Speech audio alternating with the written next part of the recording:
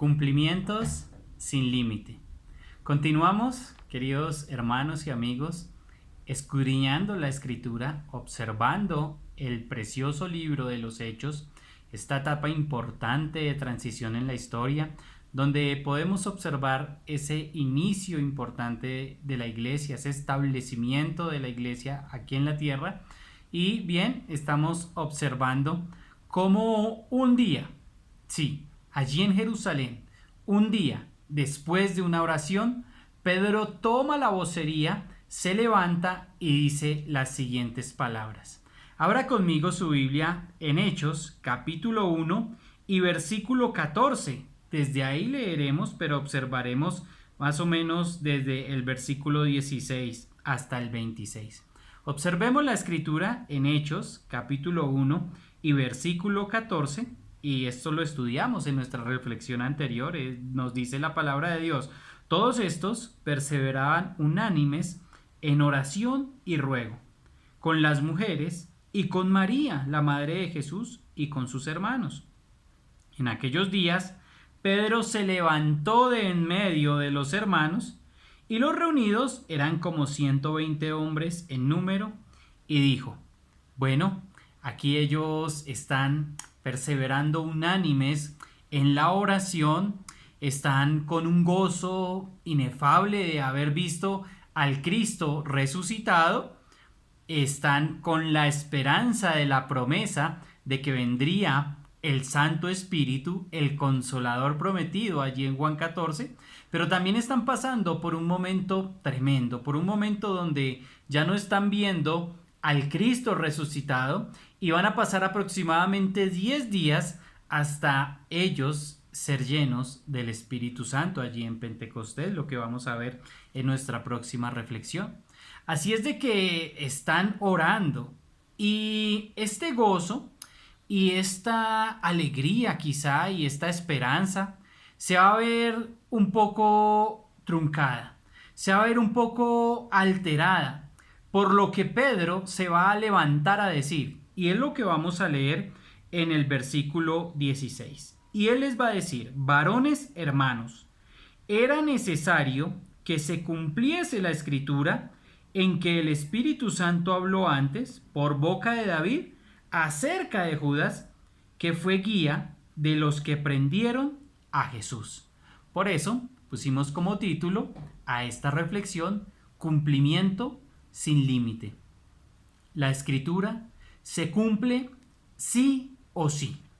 Es por eso que Pedro toma la vocería en este momento y hace una triste pero necesaria reflexión en cuanto a lo sucedido con el terrible suicidio de este hombre Judas. Y nos dice: es necesario que se cumpliese la escritura. Por eso hablamos de un cumplimiento sin límite. Querido hermano y amigo, si usted no ha venido a Cristo, yo le invito, le ruego que tome una decisión por el Señor Jesús, que le diga sí al Espíritu Santo que le está inquietando y le está llamando a venir a sus pies. Y querido hermano, si usted ya le dijo sí a Cristo, pues usted y yo somos también objetos de un cumplimiento sin límite. Toda la historia que nosotros conocemos hasta hoy en algún momento fue profecía, y todo lo que estamos analizando que es como profecía será también la historia del mañana. Entonces usted y yo podemos creer que la escritura es verdad, que la escritura se cumple. Y aquí Pedro lo está diciendo. Pedro le está levantándose en medio de 120 hermanos, en medio de 120 reunidos, hermanos y hermanas, y dice: varones, es necesario que se cumpliese la escritura en que el Espíritu Santo habló antes por boca de David acerca de Judas. ¿Quién fue este Judas? Este Judas fue el traicionero. Judas fue el que entregó a Jesús. Este fue un guía perverso. Mira lo que dice: que fue guía de los que prendieron a Jesús. Y aquí un pequeño paréntesis, querido hermano, para reconocer y saber también la tremenda responsabilidad que usted y yo tenemos como guías, quizá guía de una familia, quizá guía de unos hijos, quizá guía de otros amigos, hermanos en Cristo, personas de las cuales somos responsables. Y este es un mal ejemplo de una guía perversa, de una mala guía, de una dirección malvada. Pues ¿por qué? Porque llevó a estos perversos al lugar donde estaba el Señor Jesús. Por supuesto, usted me dirá, para que se cumpliese la escritura. Sí, así fue. Así estaba escrito, así tendría que cumplirse, y este hombre fue un guía malo. El llamado, querido amigo, querido hermano, es a que usted pueda tomar una decisión de ser un buen guía. Amigo, si usted no está en Cristo, si usted no ha decidido por Cristo, quiero decirle que usted está guiando a una familia. Quiero decirle que usted está guiando a unos hijos.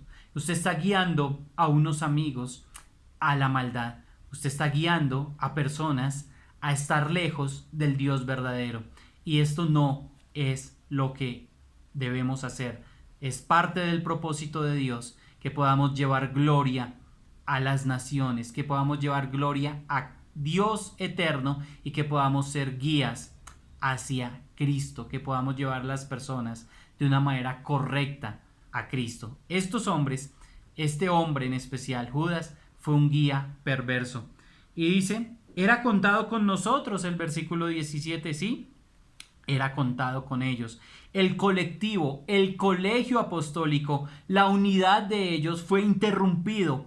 Era contado, pero ahora es talado, ahora es arrancado, ahora es como amputado esta persona. Y era contado con ellos, entonces dice, era contado con nosotros. Y tenía su parte en esa colegiatura, tenía su parte en ese colectivo de apóstoles, y entonces dice que tenía parte en el ministerio, en este ministerio, en el ministerio del Señor Jesús.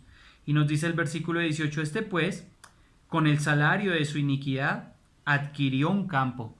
Se cree que realmente los que compraron el campo fueron esos sacerdotes, se lo entregaron y bueno, lo compraron a nombre de Judas.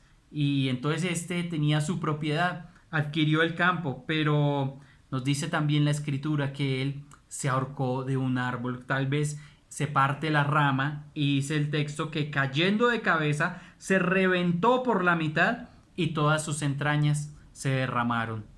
Y fue notorio a todos los habitantes de Jerusalén, de tal manera que aquel campo se llama en su propia lengua Acéldama, que quiere decir campo de sangre.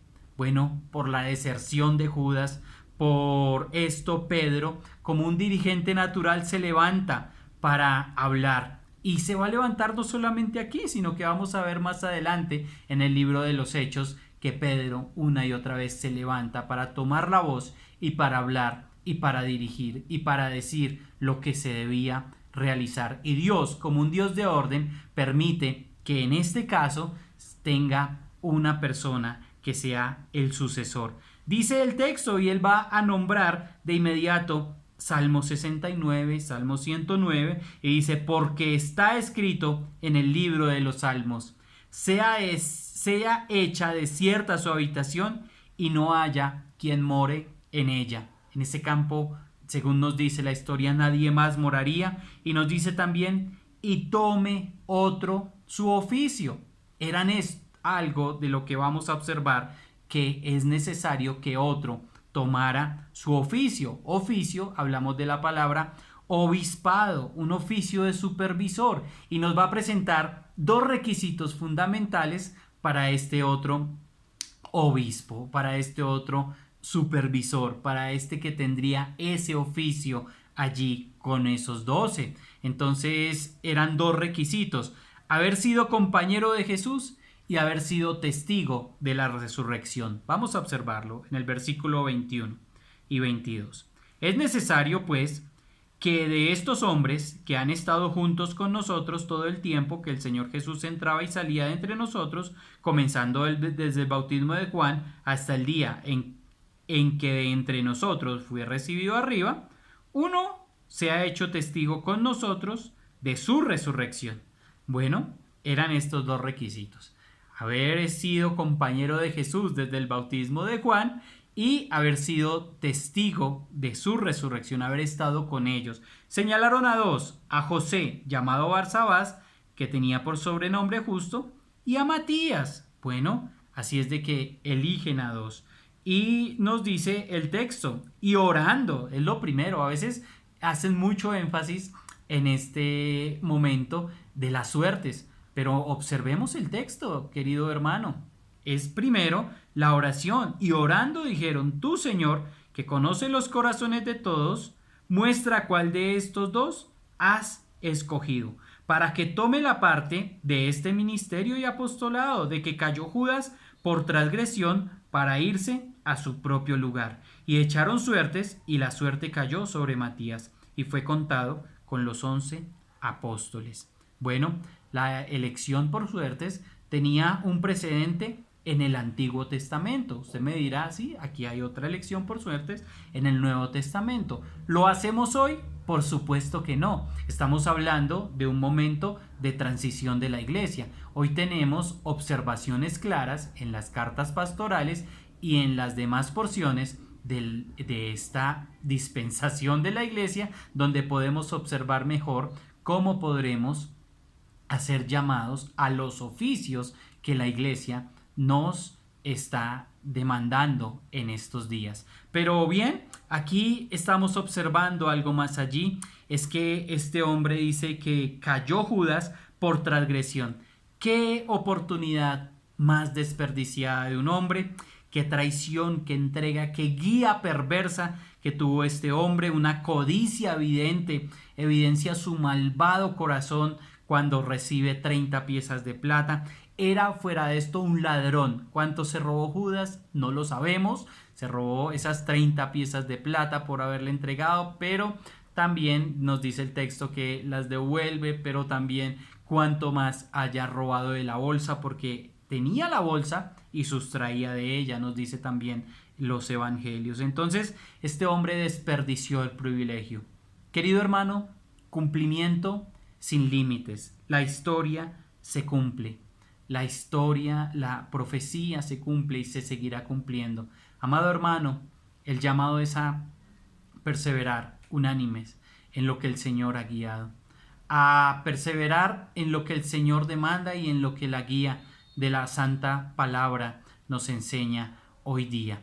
Un llamado también a aprovechar las oportunidades que el Señor nos regala y nos presta. Un llamado también al orden, porque Dios es un Dios de orden, y un llamado a las personas que ejercen sí o sí la guía en cada paso que dan, en cada etapa de su vida y en cada rol que desempeñan en sus hogares, en sus familias, en sus trabajos y en esta sociedad. Hermanos, un muy buen día y bendiciones.